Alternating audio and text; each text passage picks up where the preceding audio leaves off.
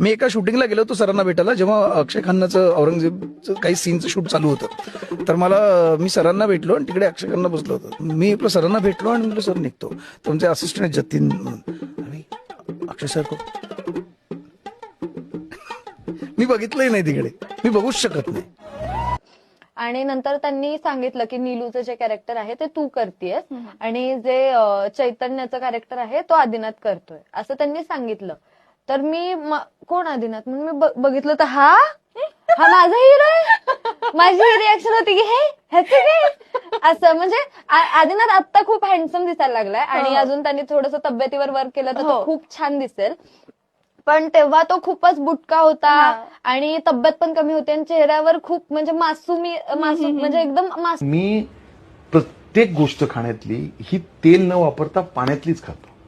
पाण्यातली डाळ बनवतो, पाण्यातलं ऑमलेट बनवतो, पाण्यातली भुर्जी बनवतो, पाण्यात भाज्या बनवतो. समोसा असेल, आता बटाटा वडा असेल, माझी खायची इच्छा झाली तर मी बटाटा वड्याच्या आतलं म्हणजे मी त्यांना सांगतो की 4 वडे द्या. ते म्हणतो पण म्हटलं ते नाही तळलेले. मग काय पाहिजे अशोकराव म्हटलं त्या बटाटा वड्याच्या आतलं द्या, जी भाजी असते.